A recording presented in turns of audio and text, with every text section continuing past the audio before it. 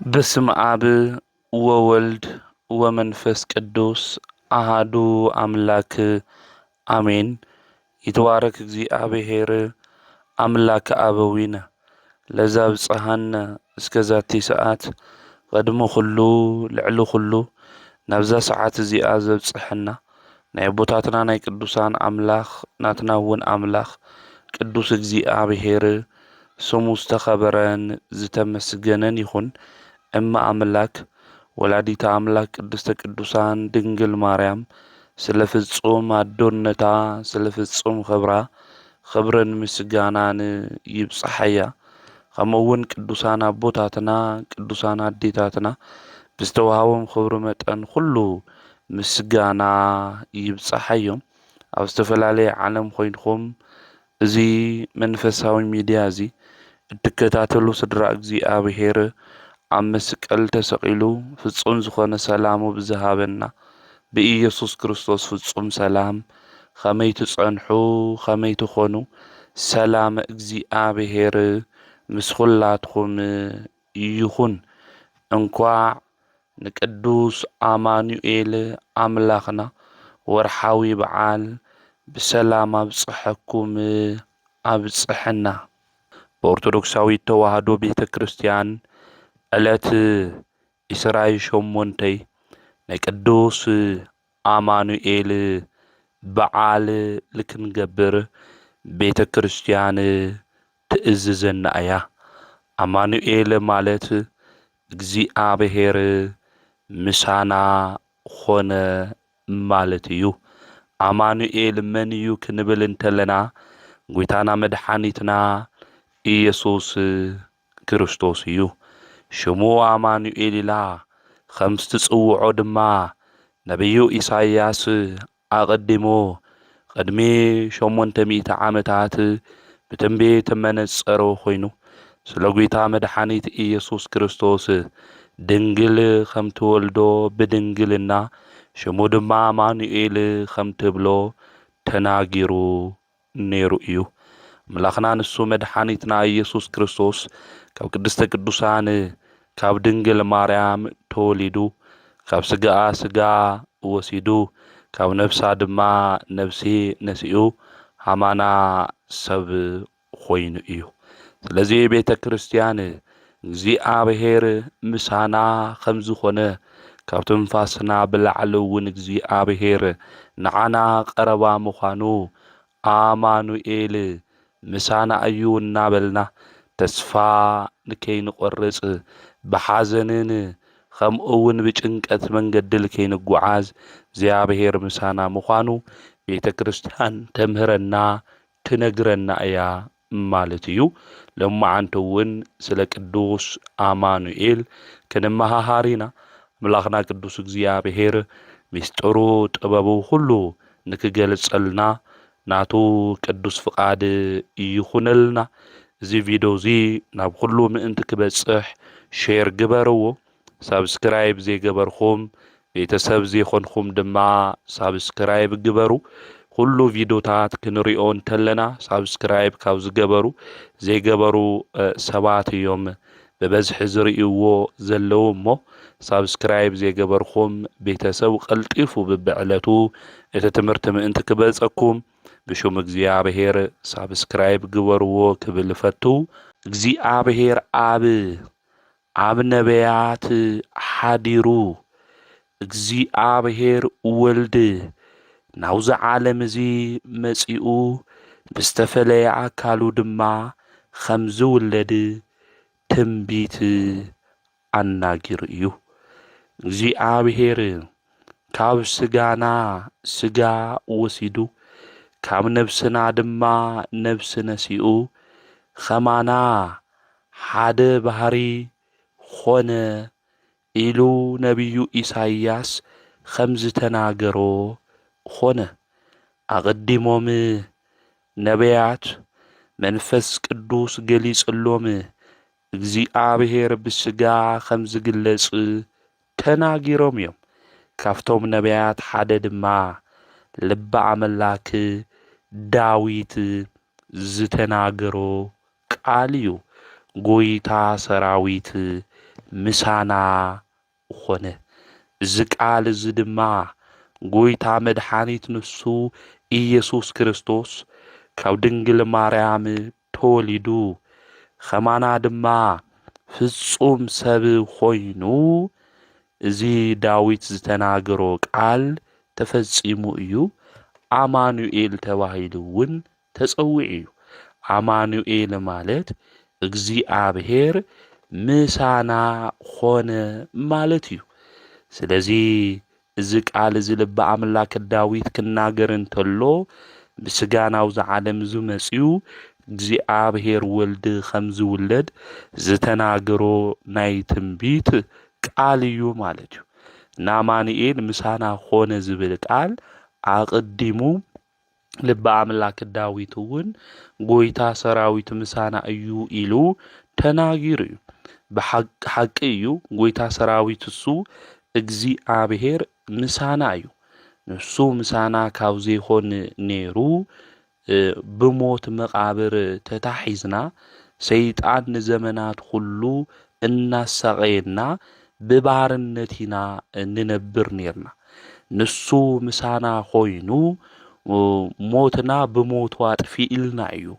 ብትንሳኤኡ ድማ ትንሳኤና አብሲርልና እዩ። ናይ ዓመፃ መዝገብ ገልቢጥልና እዩ። ናይ ሞት መውጊኢ ሰቢርልና እዩ። ዲያብሎስን ሰራዊቱን ካብ መንገድና ብመስቀሉ አውጊድልና እዩ። ካብ ሞት ናብ ሕይወት፣ ካብ ጸልማት ናብ ብርሃን፣ ካብ ሲኦል ናብ ገነት አሸጋጊርና እዩ። እሱ ምሳና ስለ ዝኾነ ልበ አምላክ ዳዊት እውን ጎይታ ሰራዊት ምሳና እዩ ከም ዝበለው ሁሉ ንሱ አማኑኤል ቅዱስ አማኑኤል ምሳና ስለ ዝኾነ ካብ ሞት ባርነት ናብ ዘድንቕ ናይ ነጻነት ሕይወት ተመሊስና ኢና። እሱ ምሳና ስለ ዝኾነ እግዚአብሔር ምሳና ካብ ዘይኮን ነይሩ ካብ ድንግል ማርያም ተወሊዱ ናብዚ ዓለም እዚ ካብ ዘይመጽእ ነይሩ ዲያብሎስ ብባርነት ሒዝና እሱ እናቀለደልና ኣብ ጸልማት ንዘለዓለም ምነበርና ነርና። ንሱ ንዘመናት ምንዓቐና ነይሩ። እግዚአብሔር ምሳና ካብ ዘይኮን ጸላኢ ብጣዕሚ እዩ ክንዕቐና ነይሩ።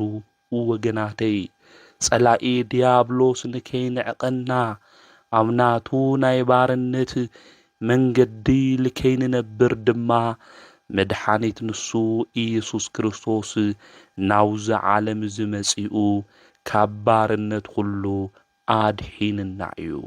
ዘድሐነና ንሱ ቅዱስ አማኑኤል እዩ። ኢየሱስ ክርስቶስ ናውዚ ዓለም እዚ ምስ መጸ ካብ ዝወጸሉ ሽም እቲ ሓደ አማኑኤል ዝብል እዩ።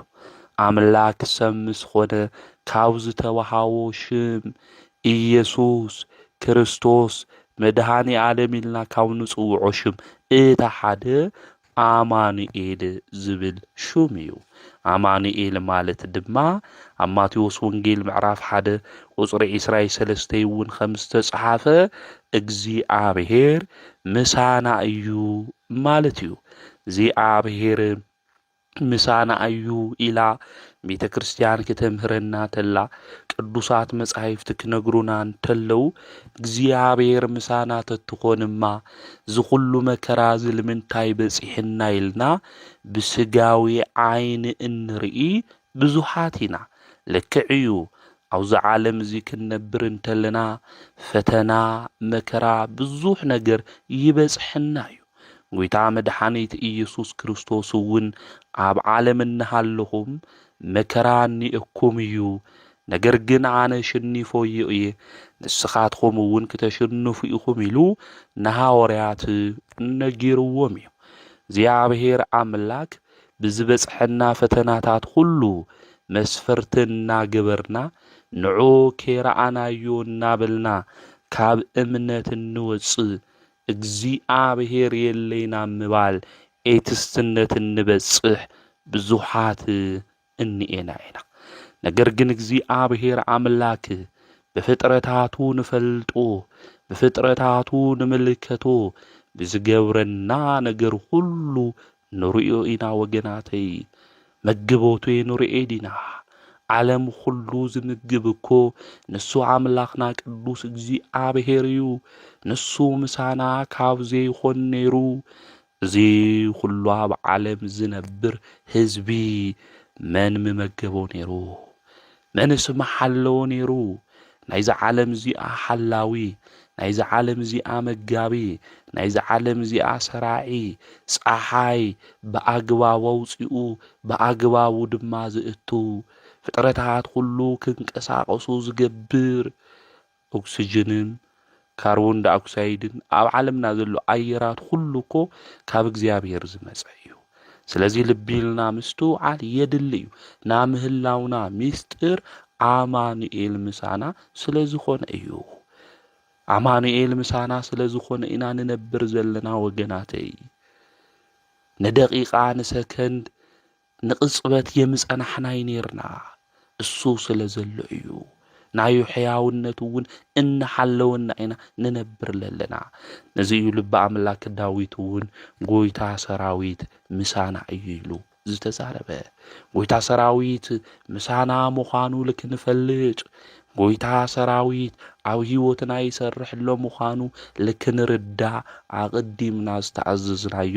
ክንፍጽም ክንሰርሕ ብህይወት ዘመንና ይግብአና ማለት እዩ እግዚአብሔር እንሪኦ እግዚአብሔር እንምልከቶ ብእምነት ስለዝኾነ እዩ እምነት ዘለዎም ሰባት ድማ አምላኾም ቅዱስ እግዚአብሔር ዝኣዘዞም ቅዱሳት መጻሕፍቲ ዝብልዎ ዝፍጽሙን ዝሰርሑ እዮም ማለት እዩ ከይረአዩኒ ዝኣምኑ ብፁዓን እዮም ኢሉ እኮ ተናጊሩ እዩ ልክንሪኦ ድማ ለበ ንጹሃን ክንኾን ሃም ልግብአና እውን ቅዱስ መጽሓፍ ይነግረና እዩ ስለዚ አማኑኤል ስርሑ ክሰርሕ እንተላው ህይወትና ንምልከት ኢና ዘንብረና ዘሎ እኮ ንሱ እዩ ወገናተይ መውፃዕና ምእታውና ብሰላም ወፂና ካብ ገዛና ብሰላም ክንኣቱ ዝገብረና ሓላዊና ጓሳና ንሱ አማኑኤል እዩ አማኑኤል ምሳና ካብ ዘይኾን ነይሩ ህይወትና እንታይ መሰለ ነይሩ ወገናተይ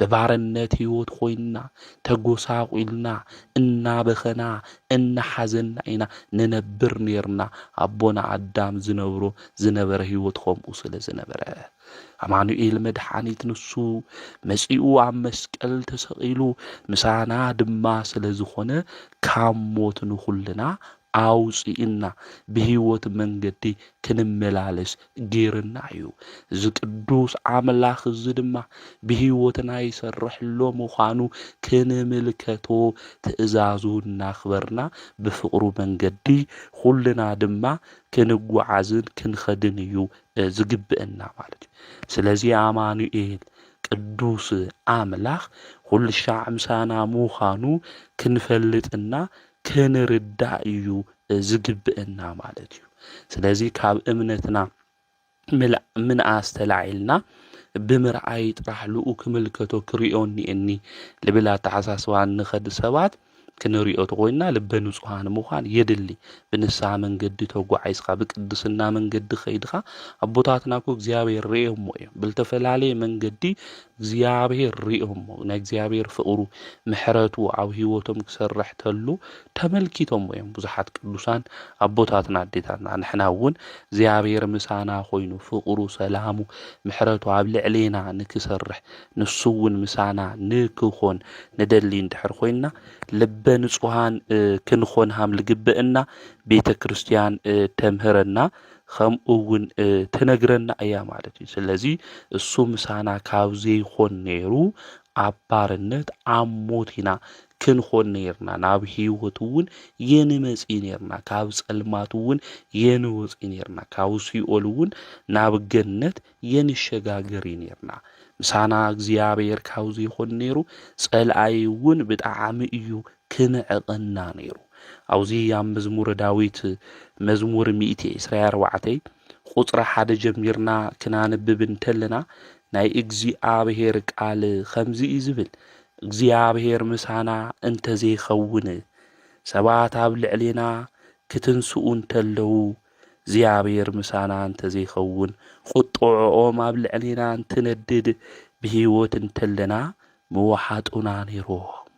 ሰባት ኣብ ልዕሌና ክለዓሉ እንተለዉ ሰባት ኣብ ልዕሌና ተላዒሎም ሞትና ክምነዩ እንተለዉ ቁጥዖኦም ድማ ኣብ ልዕሌና ከነድድ እንተለዉ ብህይወት እናሃለውና ምውሓጡና ነይሮም። ብህይወት እናሃለውና ዘይወሓጡና ከምቲ ንሶም ዝሓሰብዎ ድማ ዘይኾነሎም እግዚአብሔር ምሳና ስለ ዝኾነ እዩ። ሽዑ ማይ መስጠመና ነይሩ፣ ኣብ ልዕሊ ነፍስና ውሕጅ መሓለፈ ነይሩ። እስራኤላውያን ግብፃውያን ኣብ ልዕሊኦም መከራ ከብፅሑሎም እንተለዉ እግዚአብሔር ናይ ምሕረት ዓይኑ ተመልኪትዎም ርኢዎም ለኦም ካብቲ መከራ እሱ ኣውፂእዎም እዩ ብሙሴ መርሕነት። ባሕሪ ኤርትራ ድማ ኣብ ቅድሚኦም ነይሩ፣ ፈርዖን ድማ ብድሕሪት ይኽተሎም ነይሩ። እግዚአብሔር እቲ ባሕሪ ንሱ ንክኽፈል ድማ ገይርዎ፣ ብኡ ድማ ኣሻጊርዎም ነይሩ እዩ። እግዚአብሔር ምሳና ካብዚ ይኾን ነይሩ። እቲ ማይ እሱ እንታይ ምግበረና ነይሩ? መስጠመና ነይሩ። ከም ባሕሪ ኤርትራ ዝበሉ ብዙሒን ሓልፎም ዝመስሉ ነገራት እኮ ኣብ ህይወትና እኮ ዘጸገሙና ነገራት እኒአው እዮም።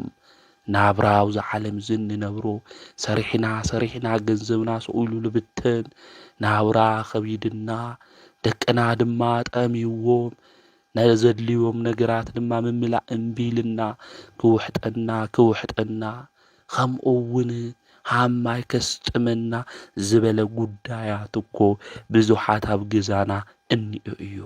ነገር ግን መን ይሕልፈና እዩ? እግዚአብሔር ይሕልፈና እዩ። እስራኤላውያን ትማሊ በቲ ባሕሪ ንሱ ክሓልፉ ዝገበሮም እግዚአብሔር አማኑኤል ብስጋ ተገሊጹ ዓመተ ምህረት እንነብረሉ ዘመን ኢና ዘለና። ስለዚ ኣብ ልዕሌና ነፍስና ውሕጅ መሓለፈ ነይሩ እዩ ዝብል። ሽዑ ማይ ውሕጅ ብልዕሊ ነፍስና መሓለፈ ነይሩ። ንምንኻሳስናኖም ዘይገበረና እግዚአብሔር ይመስገን። ኣብ ልዕሌና መከራ ንከብፅሑልና እሕሊፉ እግዚአብሔር ዘይሃበና ኣምላኽና ቅዱስ እግዚአብሔር ይመስገን እኮ እዩ ዝብል። ሰባት ክወድቁ እዮም ክብሉና እንተለዉ ውድቀትና ክምልከቱ ክሪኡ ክህንጠው እንተለዉ እግዚአብሔር ብሞገስና ብክብሪ ጠጠው ከብለና እንተሎ እቶም ጸልማታት ክሕልፈልና እንተሎ ንምንኻሳስናኖም ናቶም ዛዕባን ነገርን ኮይና መዘራረብ ዘይገበረና እግዚአብሔር ብክብርን ብጸጋን ጠጠው ስለ ዘበለና ንሱ ሽሙ እግዚአብሔር አምላኽና ዝተኸበረን ዝተመስገነን ይኹን። ነፍስና ከም ዒፍ ካብ መፈንጠር ሃዳኑ ኣምለጠት፣ መፈንጠር ተበተኸ ንሕና እውን ኣምለጥና እዩ ዝብል። ስለዚ እግዚአብሔር ምስኦም ስለ ዝኾነ እቲ ባሕሪ ንሱ ከም ዝተሻገሩ ኣብ ልዕሊ ነፍሶም ድማ ውሕጅ ከም ዘይሓለፈ ከምኡ እውን መፈንጠር ተሰይሩ ንሶም እውን ከም ዘምለጡ ንጸልአቶም ድማ መንኸሲ ዓስናን ዘይገበሮም እግዚአብሔር ምስኦም ስለ ዘሎ ምዃኑ ልበ ኣምላክ ዳዊት ይነግረና ይርድአና። እዚ እውን ኣምላኽና ቅዱስ እግዚአብሔር ምሳና እዩ። እቶም ዘጸገሙና ነገራት ኩሎም ዝበትኽ፣ እቶም መጻወዱ ኩሎም ድማ ዘሻግር መድኃኒት አማኑኤል ምሳና እዩ። ናብኡ ንጸጋሕ፣ ንኡ ንለምኖ፣ ናብኡ ንጸሊ፣ ኣካይዳና ናስተኻኽል ወገናተይ ካብ መፈንጠሪ ሃዳኑና ዘድሕነና ንሱ እዩ ኣምላኽና ቅዱስ እግዚአብሔር። የነምልጥ ዝበልናዮም ጊዜያት እኮ ክነምልጥ ክንሓልፍ ገይርና ታሪክ ገይርዎ ኸዝነውግዕ ዘለና እኮ ብዙሓት እኒኤና ኢና። ስለዚ ልቢ ምባል ከምኡውን ምስትውዓል የድሊ እዩ ማለት እዩ። ስለዚ መጻወዲ ዝሰበረ ንሱ ኣምላኽና ቅዱስ እግዚአብሔር እዩ። ንእስራኤል ዘስጋ بخمزي عينت ملكعو زحلفهم أملاخ إسرائيل زنفس زخونا نحناون ديابلو سابستيل على اللوغزي قطعو وابل علينا بزندد جزي نسو أملاخنا قدوس اجزي عبهير كحموشتي شحي حموشتي مئتي الزمان بارنت نسو عوزي النعيو بإجر ديابلوس كم قطقات نصود حين النعيو بهيوت انتلنا موحاتنا نيرومي زبل ديابلوس ون عبسي أول الناج النغ بإجرونا قطقتنا كنبر نيرنا آمانئيل مسانا كاوزي خون نيرو نسو مسيئون عوز عالم زي تجليس وجن مسعود خلو سبره ናይ ሞት መውጊኢ ሰበረ ሰንሰለት ድማ በጠሰ ዝተዓጽወ ገነት ድማ ኸፈተ ነፍሳት ሁልና ድማ ካብ ሲኦል ወፂና ናብ ገነት ድማ ኣተውና ስለዚ እግዚአብሔር ምሳና ካብ ዘይኾን ነይሩ ብርደተ መቃብር ርደተ ሲኦል በሞተ ስጋ ሞተ ነፍስ ተዋሒጥና ምቐረና ነርና ጸላኢና ዲያብሎስ እውን ጨነቀና ምነበርና ነርና ንሱ ምሳና ስለዝኾነ ድማ ካውዚ ባርነት እዚ መጽወድና ተሰይሩ አምሊጥና ኢና ኣይኹእሉ ዝተባሃልና ሰይጣን መውጽኢ የውሎም ኢሉ ጸላኢ ክፉክር እንተሎ ዘሻግር ንጉስ ንሱ አማኑኤል መጽኡ ካብ ሞት ናብ ሕይወት አሸጋጊርና እዩ አማኑኤል ምሳና ስለዘሎ እግዚአብሔር ምሳና ስለዘሎ ወገናተይ ብጣዕሚ ደስ ክብለና ይግባ ካብ ትንፋስና ብላዕሊ እግዚአብሔር ቀረባ እዩ ንሕና ብእምነት ኮይና ንኡ ክንጽውዖ እንተለና ወገናተይ ንሱ አምላኽና ቅዱስ አማኑኤል ምሳና ምዃኑ ክንፈልጥ ክንርዳእ ይግብአና ነዚ እዩ ልበ አምላክ ዳዊት እውን ኣብ መዝሙር 145 ቁጥሪ 18 ክናገር እንተሎ ከምዚ ዝብል እግዚአብሔር ንዝጽውዕዎ ሁሎም ብሓቂ ንዝጽውዕዎ ሁሎም ቀረባ እዩ ይዝብል ንእግዚአብሔር ብእምነት ኮይና ብሓቂ ኮይና ክንጽውዖ እንተለና አምላኽና ንሱ ቀረባ ምዃኑ ቅዱስ መጽሓፍ ይነግረና ይረድአና ንሕና ግን ብእምነት ኮይና አምላኽና ቅዱስ እግዚአብሔር ንጽውዖ ኣለና ዶ ላብኡ ተጸጊዕና ዶ ንኾን መከራ ሕልፈኒ ኢልና ኣብ ጭንቂ ግዜ ንጽውዖ እቲ መከራ ጭንቂ ድማ አማኑኤል ንሱ ቅዱስ እግዚአብሔር ከሕልፈና እንተሎ ተመሊስና ናፍቱ ዝነበርናዮ ኃጢአት ዲና ንምለስ ለለና ወይስ ንምንኻሳስናኖም ስለለይ ገበርኻና በህይወትና ሃለና ድማ ስለዘይወሓጡና ካብ መከራ ካብ ጸገም ድማ ስለዘሸጋግርኻና ሽሙኻ ይመስገን እናበልና ብምስጋናን ብዕልልታን ሽሙ ነምስግኖ ኢና ንዑ ነምልኾለና ዶ ወገናተይ ስለዚ ምስትውዓል ልቢ ምባል የድሊ እዩ እግዚአብሔር ብዙሕ ግዜ ንዓና ካብቲ ዘለናዮ መከራ ሁሉ ከነምልጥ ጌርና እዩ ክንወጽእ ጌርና እዩ ዘይውጽአና ዘይሻገረና መዓልቲ ግዜ የለይ ንሕና ግን እንታይ ንገብር ኢና ንርስዕ ኢና ማለት እዩ ስለዚ እግዚአብሔር ምሳና ኮይኑ ጸገማትና ሽግርና ክንሓልፍ እንተለና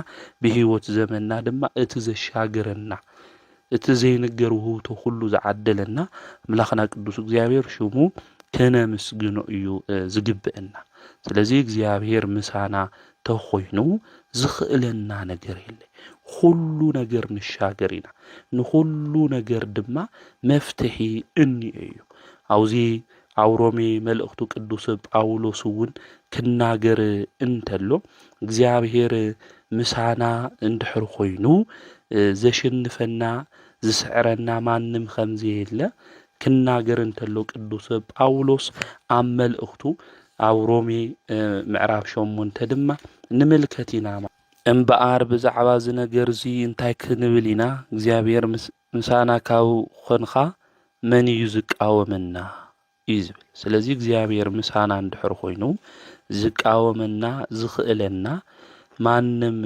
ከምዚ የለ ኣብ መልእኽቱ ይነግረና የርድእና እዩ ማለት እዩ።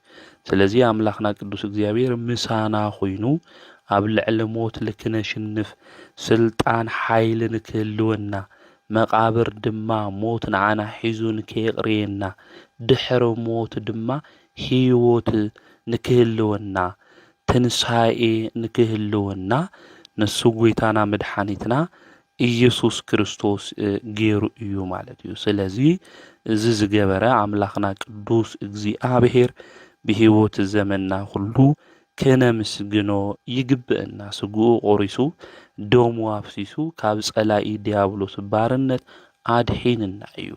ስለዚ እዚ ዝተኣመነ ዘድሐነና ኣምላኽና ቅዱስ እግዚአብሔር ብህይወት ዘመንና ሁሉ ተስፋ እውን ክንገብሮ ዝግብአና ንዑ እዩ። ተስፋ ጌርና ክንጽበዮ ክንልምኖ ዝግብአና መከራ ሽግር ዝተፈላለየ ፈተናታት ክህሊ ይኽእል እዩ። ላብኡ ክንጽሊ ይግብአና። ኣብዚ ግዜ እዚ ብዙሕ ነገራት ኢና ንሰምዕ ዘለና። ሰላም ካባና ረሒቑ ፍቕሪ ካባና ጠፊኡ ኣብ ህውከት ኣብ ዘየድሊ ህይወት ውሽጢ ኢና ዘለና። ኣዴታትና እውን ከብደን ሓቂፈን እየን ዘለዋ ሰላም ንክመጽእ ፍቕሪ ንክመጽእ እና ኣብዚ ግዜ እዚ ንዑ ተስፋ ጌርና ና ሰማይ ና ምድሪ ፈጣሪ ዝኾነ ኣምላኽና ቅዱስ እግዚአብሔር ብብዘመናቱ ተኣምር ዝገብር ብብዘመናቱ ድማ ስርሑ ዝሰርሕ ኣምላክ ቅዱስ እግዚአብሔር ላብኡ ንክንጽጋዕ ነገራትና ሁሉ ድማ ንዑ ሕሊፍና ክንህቦ ይግብአና። ንሕና ብጽሒትና ክንዋጻእ ይግብአና። ክንሰርሖ ዝግብአና ስራሕ ክንሰርሕ ይግብአና። ካብ ብልዕሌና ዝኾነ ነገር ግን ልኡ ሕሊፍና ንክንህቦና ንሱ ድማ ነገራትና ሁሉ ንክሰርሕ ክንገብር እዩ ዝግብአና ማለት እዩ። እዚ ዘመን እዚ እዚ ግዜ እዚ ክሕልፈና ዝኽእል ንሱ ኣምላኽና ቅዱስ እግዚአብሔር ጥራሕ ስለ ዝኾነ እዩ። ተስፋ ንገብሮም ካልኦት ኣካላት የብልና። ተስፋና መድሓኒትና ሁሉ ነገር ከስተኻኽለልና ዝኽእል ኣምላኽና ቅዱስ እግዚአብሔር ብዙሕ ዘመን ናብ ብዙሕ ሰባት ተስፋ ጌርና ኢና መፍትሒ ከምጽኡልና ይኽእል። ናይ ሁሉ ነገር መፍትሒ ዘለዎ ናይ ሰላም ንጉስ ኣቦ ናይ ዝዓለም ዝፈጣሪ ኣምላኽና ንሱ ቅዱስ ኣማኑኤል እዩ እሞ እሱ ኩሉ ሻዕ ምሳና እዩ። ንሕና ኢና ምስኡ ምዃን እምቢ ኢልና ዘለና ካብኡ ንወፅእ ሓጢኣት እንሰርሕ እንብድል ከምኡ እውን ናይ ርኩሰት ስራሕ እንሰርሕ ንሕና ኢና። ንሱ ኩሉ ሻዕ ምሳና እዩ እሞ እዚ ምሳና ዝኾነ ኣምላኽና ቅዱስ እግዚአብሔር ብእምነት ኮይንና ተጸዊዕና እውን ቀረባ ዝኾነ ጎይታ ላብኡ ክንልምን ላብኡ ክንጽጋዕ መጸጊዒና ንስኻ ኢኻ ክንብሎ ይግብአና። ልበ ኣምላክ ዳዊት እውን ጎይታ ሰራዊት ምሳና እዩ ይዝብል መጸጊዒና እሱ ምዃኑ እውን ይነግረና የርድአና ማለት እዩ። ንኣማኑኤል ቅዱስ እግዚአብሔር ህይወትና ሁሉ ከስተኻኽለልና ነገራትና ሁሉ ተስተኻኺሉ እንሰምዖም ነለና ነገራት ሁሉ ሃም ደመና ተበቲኖም ንክኸዱ ሰላም ፍቕሪ ድማ ንዓድና ንክዕድለልና ናቱ ቅዱስ ፍቃድ ይኹነል። ከምኡውን ብሎማዓንቲ የካቲት 28 መጽሓፈ ስንክሳር ክናንብብ እንተለና ኣምላኾም ቅዱስ ኣማኑኤል ኣይንክሕዲ ኢሎም ብሰማዕትነት ካብ ዝዓረፉ ቅዱሳን ቤተ ክርስቲያን ድማ መዘከርታ ክንገብረሎም ካብ ትነግረናን ካብ ተምህረናን ሓደ ቅዱስ ቴዎድሮስ ሰማዕት ዞሮማ እዩ። እዚ ቅዱስ እዚ ብነገስታት መክሲማኖስና መክሲሞስ ዝበሃሉ ነገስታት ኣብ ዝነበረሉ ጊዜ ዝነበረ ሰማዕት ኣብቲ ዘመን እሱ መክሲሚያኖስ ንጉስ ኣብ ዝነበረሉ ዝዓረፈ ሮማዊ ቅዱስ ሰማዕት እዩ። ብሎማዓንቲ የካቲት 28 ድማ መዘከርታ በዓሉ ምዃኑ ቤተ ክርስቲያን ትነግረና። መጽሓፈ ስንክሳር ክናነብብ እንተለና እውን ንረኽቦ ኢና። እዚ ቅዱስ እዚ ኣስጢር ኣብ ትበሃል ቦታ እዩ ተወሊዱ እዚ ቅዱስ እዚ ብፍላይ ኣብቲ ዘመን እሱ ኣብ ዝነበረሉ ግዜ ዘመነ ሰማዕታት እዩ ነይሩ። ክርስቲያን ዝስደድሉ መከራ እውን ዝቕበልሉ ዘመንና ግዜ እዩ ነይሩ። ኣብቲ ዘመን እሱ ዝነበሩ ነገስታት እውን ንጣዖት ዘምልኹ እዮም ነይሮም። እዚ ቅዱስ እዚ እውን ኣብ ነገስታት ቅድሚ ተኸሲሱ እዩ ኸይዱ። ክሱ ድማ ንኣማልክት መስዋዕታ የቕርቢ ነቶም ንሶም ጠጠው ዘበልዎም ጣዖታት እውን ስለ ዘይምልኽ መስዋዕቲ እውን ስለ ዘይቕርብ ብወንጀል እዩ እዚ ቅዱስ እዚ ተኸሲሱ። እቲ ንጉስ እውን ጸዊዑ ንኣማልክት ንምንታይ ኢኻ ዘይትሰግድ ኢሉ ሓቲትዎ እዩ። ንሱ ድማ ኣነ ክርስቲያን እየ ካብ ሕያው እግዚኣብሔር ወዱ ካብ ጐይታይ ካብ ኢየሱስ ክርስቶስ ወጻኢ ንኻሊእ ኣየምልኽን ኢሉ ኣብቲ ንጉስ ከይፈርሐን ከይሓፈረን ስለ ኣምላኹ ስለ ቅዱስ እግዚኣብሔር ዝመሰከረ ቅዱስ ኣቦ እዩ። ንሕና እውን ብህይወት ዘመንና ኩሉ ስለ ኣምላኽና ስለ ቅዱስ እግዚኣብሔር እንምስክር እንናገር ኢና ክንኾን ዝግብአና። ስለ ኣምላኽና ስለ ቅዱስ እግዚኣብሔር ክንሕተት እንተለና ብንፈልጦ መንፈሳዊ ፍልጠት ብዘንበብናዮ ሊቃውንተ ቤተ ክርስቲያን ብዘምህሩና ክንምልስ እዩ ዝግብአና። መን ፈጢሩኩም ክንበሃል እንተለና ፈጣሪና ስላሴ ምዃኑ ስላሴ ክንደ እዮም እንበሃል እንተለና ሓደም ይኾኑ ሰለስተም ይኾኑ ኢልና ስለ ምስጢረ ስላሴ ስለ ኣምላኽና ስለ ቅዱስ እግዚኣብሔር ስለ ቅዱስ ኣማኑኤል ክንምልስ ከምኡ እውን ንዝሓተቱና ኩሉ ብቕንዕናን ብመንፈሳዊነትን መልሲ ኢና ክንምልስ ዝግብአና። እዚ ቅዱስ እዚ ግን ፈታናው ዝኾነ ግዜ እዩ እኒኦ። ናይቶም ነገስታት ገጾም ከይፈርሐ ስለ ኣምላኹ ስለ እግዚኣብሔር እውን ከይሓፈረ ዝመስከረ ቅዱስ ኣቦ እዩ ኣብ መከራ ግዜ ማለት እዩ። ኣብዚ ግዜ እዚ ናይቱ ንጉስ ወዱ ዝኾነ ንኣማልክት እንድሕር ተገዚእኻ ንኦም ድማ መስዋዕቲ እንድሕር ኣቕሪብኻ ናይቶም መኳንንቲ ሓለቃ ኮይንካ ክትሽዮም ኢኻ ብዙሕ ወርቅን ብርን ክትበሃው ኢኻ ዝኸበሩ ኣልባሳት እውን ክትበሃው ኢኻ ኢሉ ይናገሩ። እዚ ቅዱስ ቴድሮስ እዚ ግን ወርቅን ብርን ንጥፍኣትካ ይኹን ኣነ ብንጉሰይ ብሕያው እግዚኣብሔር ወዱ ብኢየሱስ ክርስቶስ በዓል ጸጋን ሓለቃን እየ ኢሉ ተናጊሩ ማለት እዩ። ናይዚ ዓለም እዚ ሃብቲ ንብረት ክትበሃው ኢኻ ስልጣን ሹመት ክትበሃው ኢኻ ትበሃል እንተሎ እዚ ኩሉ ነገር ካብ ኣምላኽ ካብ እግዚኣብሔር ኣይበልፂ ጠፋዓ እዩ። ዘለዓለማዊ ቅዱስ ዝኾነ ኣምላኸይ እግዚኣብሔር እየ ዘምልኽ ብግዚያዊ ብንብረት ዝኾነ ነገር ብና ዓለም ብልጭልጭታ ሹመትን ክብርን ኢለ ኣምላኸይ ቅዱስ እግዚኣብሔር ኣይቕይሮን ኢሉ ተናጊሩ። ንሕና ግን ኣምላኽና ቅዱስ እግዚኣብሔር ብዙሕ ግዜ ብገንዘብ ብዘይረብሕ ብዘይጠቕሙ ነገራት ኢልና ኣምላኽና ቅዱስ እግዚኣብሔር ክሒድና እሱ ዘይፈትዎ ናይ ሓጢኣት ስራሕ እናሰራሕና እንኸድ ሰባት እኒአና። ልብና ናብ እግዚኣብሔር ንክምለስ ናቱ ቅዱስ ፍቃድ ይኹነልና። ናይቲ ንጉስ ወዱ ከምኡ ኢሉ ምስ ተናገሮ እዚ ኣቦ እዚ ግን መልሲ መሊሱ ማለት እዩ። ሹመትም ሽልማትም ንብረትን የደሊን ብጎይታ ብኢየሱስ ክርስቶስ በዓል ጸጋን ሓለቃን እየ ኢሉ ናይቲ ንጉስ ወዱ ንኣምላክኻ ውላድ እኒአዎ ድዩ ኢሉ ይናገሩ። ወዱ ጥራሕ ይኮነ እቲ ንጉስ እውን ከምኡ ኢሉ ይናገሩ። ዝኸበረ ቴድሮስ እውን እወ ካብ መለኮት ባህሪ ዝተረኸበ ምስኡ ድማ ዓለም ዝፈጠረ ብሓቂ ውላድ እኒአዎ እዩ ኢሉ መሊሱላ። ኣብዚ ምስጢረ ስላሴ እዩ ልነግሮም ዘሎ። ስለ ኣብ ስለ ወልድ ስለ መንፈስ ቅዱስ ኣብ ኣቦ እዩ ወዲ ድማ ውላድ እዩ መንፈስ ቅዱስ ድማ ሰራፂ እዩ ማለት። ስለዚ እግዚኣብሔር ወልድ ናይ እግዚኣብሔር ኣብ ወዲ እዩ ኣብ መሲሉ እሱ ኮይኑ ተረኺቡ እዩ። ቅድምና ልበሃል ግን ኣብ ስላሴ ኣምሌላ ኣብ ወልድ ኣብ መንፈስ ቅዱስ ክንፈልጦ ክንርዶ ይግብአና። ሓደ ብሰለስተ ሚልና እንመሃሮ ምስጢር እዚ እዩ ማለት እዩ። ኣብዚ ግዜ እዚ እቲ ንጉስ ከምኡ ኢሉ ምስ መለሰሉ እቲ ንጉስ ድማ ኣምላክኻ እንድሕር ፈሊጥናዮ ክንረኽቦ ንኽእል ደ ኢሉ ይሓቶ።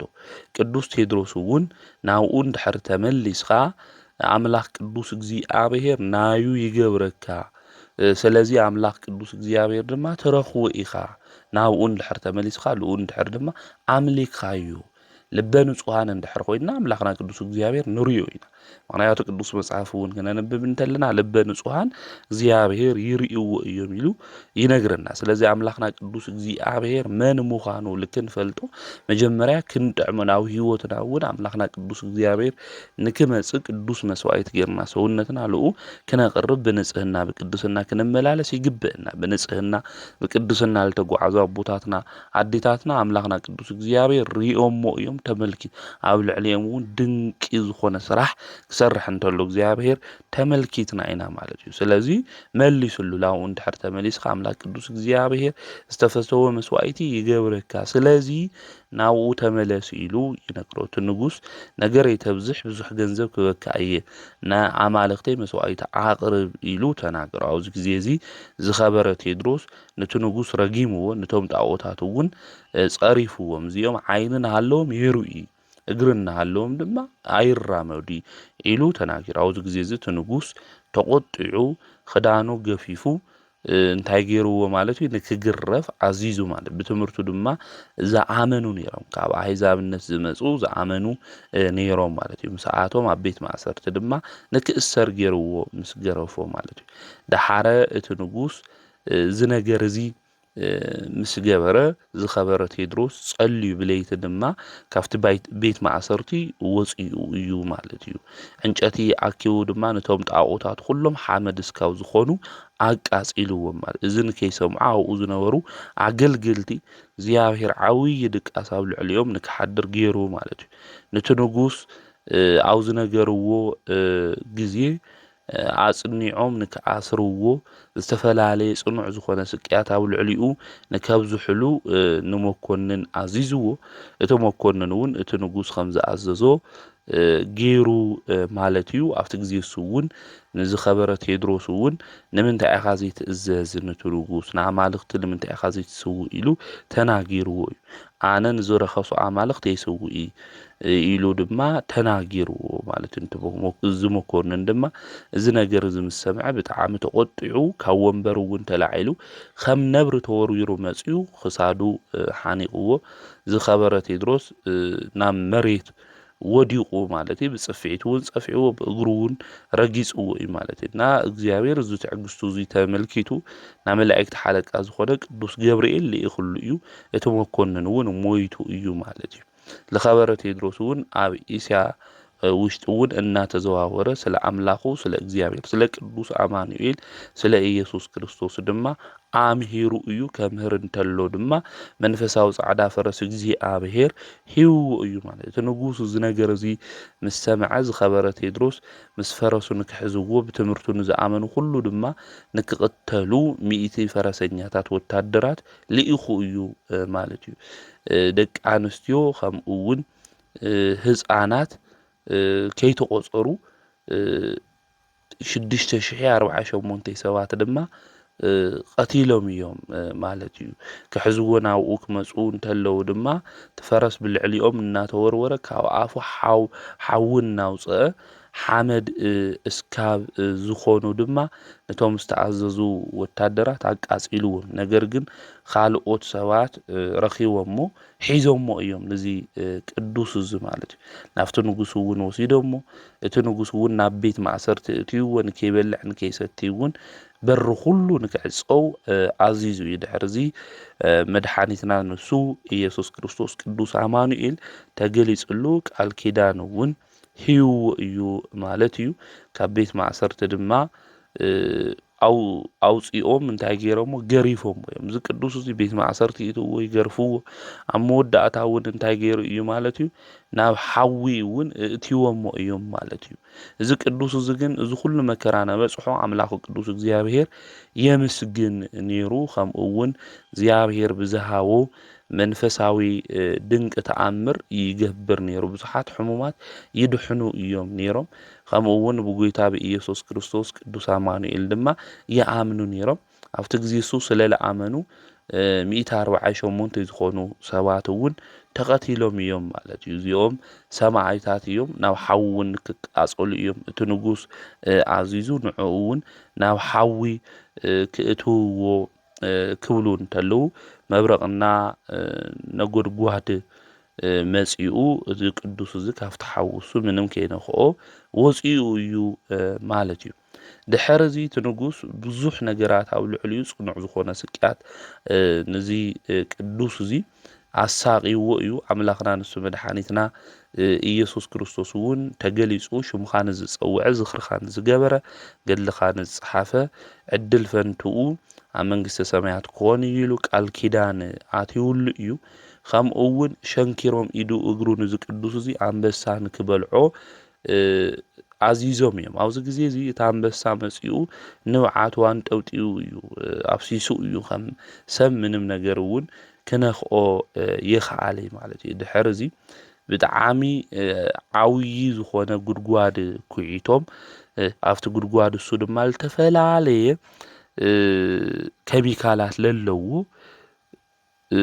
ነገራት ወሲኾም ንክቃጸል ገይሮም ኣብ መወዳእታ ነቲ ቅዱስ እዚ ናብኡ ደብሬሞ እዮም እቲ ንጉስ እዚ ቴድሮስ ቅዱስ ኣቦ ድማ ምስክርነቱ ፈጺሙ እዩ ኣብ ሓዊ ነዲዱ እዩ ሰማዕትነቱ ፈጺሙ ናብ መላእክቲ ሓለቃ ቅዱስ ሚካኤል ከምኡ እውን ቅዱስ ገብርኤል መጽኦም ነብሱ ተቐቢሎሞ ብሰለስተ ኣክሊላት እውን ተሸሊሙ እዩ ስግኡ ኣው ሳብያ ተባሃለት ናይ መኮነን ሰበይቲ ወሲዳ ብብዙሕ ዋጋ ዝገዘእቶ ሽቶ እውን ንክግነዝ ጌራቶ ናብ ገላትያን እውን ወሲዳቶ ብእምነ በረድ ሳጥን እውን ጌራ ቀቢራቶ ቤተክርስትያን እውን ንክስርሐሉ ጌራ እያ ካብ ስግኡ እውን ዓበይቲ ድንቂ ዝኾኑ ተኣምራት ተገሊጾም እዮም ማለት ስለዚ ብለማዓንቲ ናብ ሓዊ ተደብርዩ ማለት እዩ ምስክርነቱ ፈጺሙ እዩ የካቲት 28 ዝቅዱስ ኣቦዚ ቴድሮስ ሰማይ ዘሮምና እዚ